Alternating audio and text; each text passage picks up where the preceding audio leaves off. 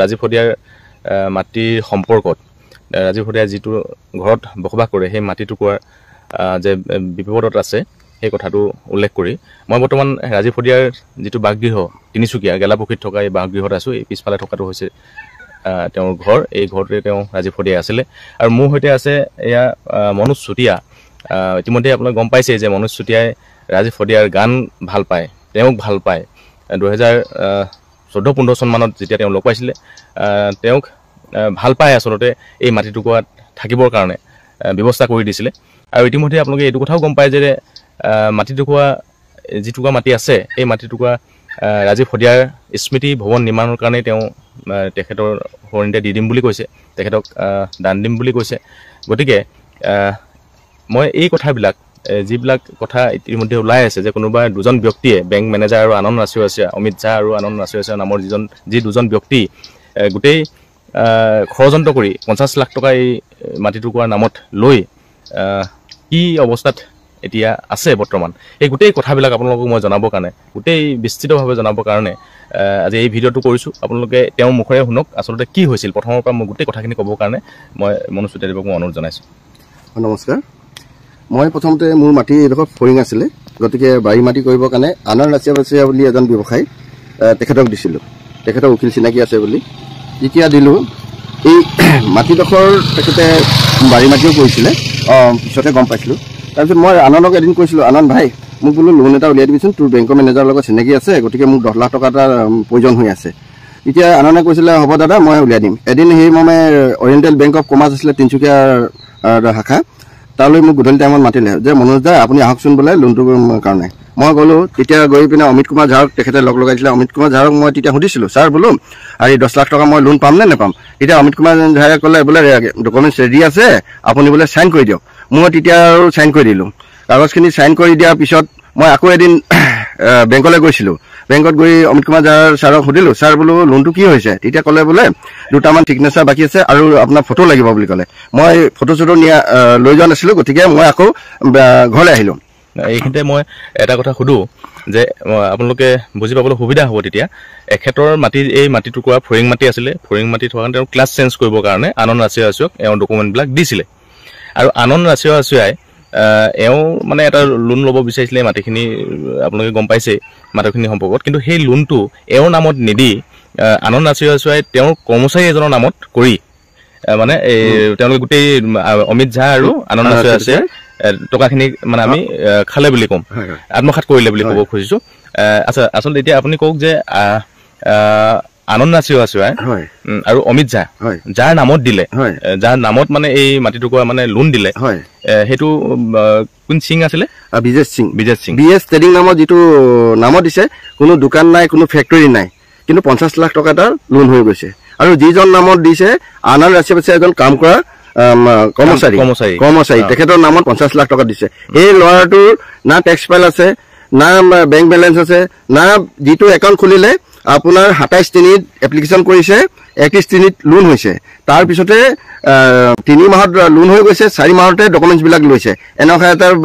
মই পিছত ফাইলত পালোঁ যে টকাটো ইতিমধ্যে লৈ ল'লে, তাৰ পাছতহে ডকুমেণ্টবিলাক চাবমিট দেখাইছে। আৰু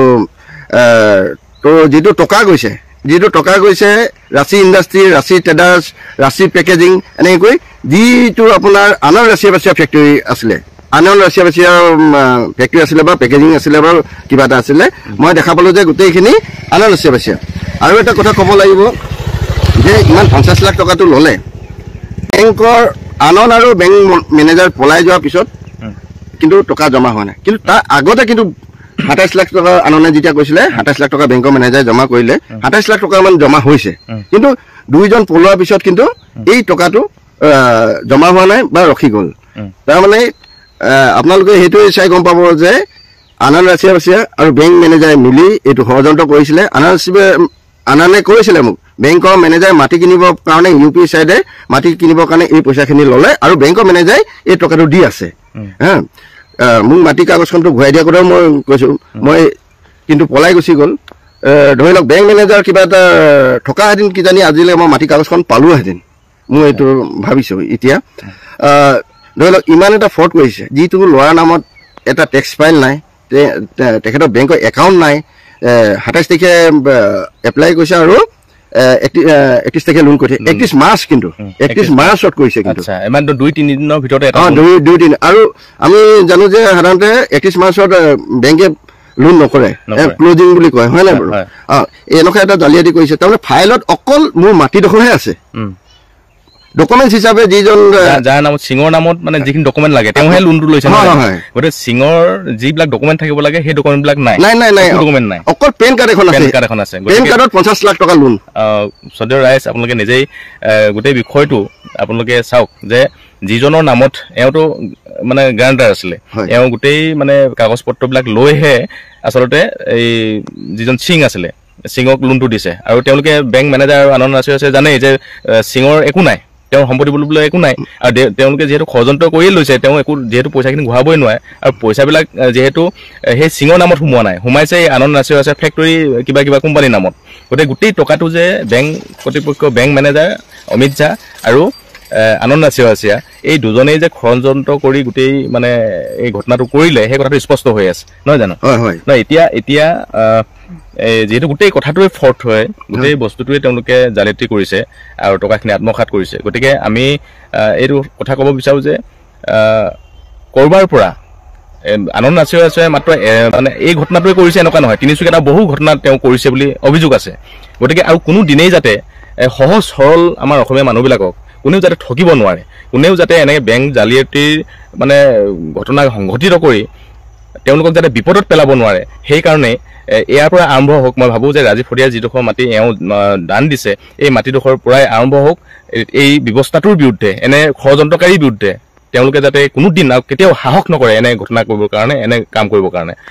আৰু মানে আৰু এটা ক'ব বিচাৰিছোঁ মই ২০ চনতে বেংককো জনাইছোঁ লেটাৰ দি পেলাই আৰু তিনিচুকীয়া পুলিচ প্ৰশাসনকো মই ২০ তাৰিখে ২০ চনতে মই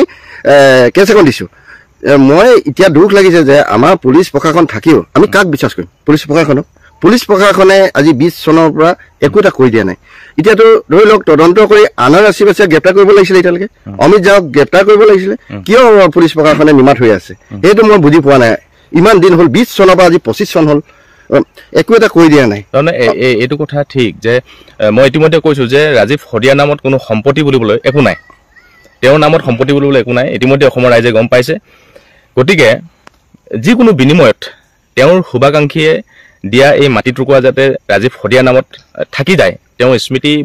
ইতিমধ্যে কৈছে যে তেওঁ স্মৃতি ভৱন নিৰ্মাণৰ কাৰণে মই এই মাটি টুকুৰা দি দিছোঁ ৰাজীৱ শদিয়াৰ নামত গতিকে অসমীয়া জাতিৰ আৱেগ ৰাজীৱ শদিয়া আৰু এই ৰাজীৱ শদিয়াৰ নামত একমাত্ৰ সম্পত্তি বুলি কৈছোঁ একমাত্ৰ সম্পত্তি এই মাটি টুকুৰা যাতে যিকোনো বিনিময়ত আমি ৰাখিব পাৰোঁ কোনো ষড়যন্ত্ৰকাৰীয়ে যাতে ষড়যন্ত্ৰ কৰি এই মাটি টুকুৰা তেওঁলোকে লৈ ল'ব নোৱাৰে গতিকে সেইকাৰণে মই অসমবাসী ৰাইজক আহ্বান জনাইছোঁ সকলো দল সংগঠনক আহ্বান জনাইছোঁ এই গোটেই মানে ব্যৱস্থাটোৰ বিৰুদ্ধে তেওঁলোকে যাতে সহযোগিতা আগবঢ়ায় তেওঁলোকে যাতে সহযোগ কৰি এই মাটি টুকুৰা পুনৰ মনোজ চুতীয়াই বা আমাৰ ৰাজীৱ শদিয়াই যাতে ঘূৰাই পায় এই মাটি টুকুৰা তাৰ ব্যৱস্থা ল'বৰ কাৰণে মই অনুৰোধ জনাইছোঁ ইতিমধ্যে আপোনালোকে শুনিব পালে যিজন ব্যক্তিয়ে ৰাজীৱ শদিয়াক ভাল পাই মাটিডোখৰ দান কৰিছিলে সেই ব্যক্তিজনৰ নাম হৈছে মনোজ চুতীয়া আৰু তেওঁ ক'লে সবিশেষ সকলো কথাখিনি তেওঁ মুখেৰে আপোনালোকে শুনিবলৈ পালে সকলো কথা মুঠতে এটাই কথা যে ৰাজীৱ শদিয়া ডাঙৰীয়াৰ মাটিডোখৰ ৰাজীৱ শদিয়াৰ নামতে থাকিব লাগিব তেওঁ সেই মাটিডোখৰৰ যাতে কোনো দখল কৰিব নোৱাৰে তাৰ বাবে সকলো অসমীয়া ৰাইজ ওলাই আহিব লাগে কাৰণ ৰাজীৱ শদিয়াৰ পৰিয়ালটো এতিয়া ভৱিষ্যতৰ কথা আছে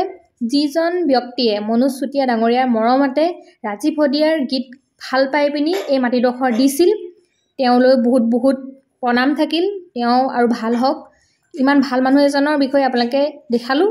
আপোনালোকে সকলো ওলাই আহিব যাতে ৰাজীৱ শদিয়াৰ মাটিডোখৰ বেলেগে নাপায়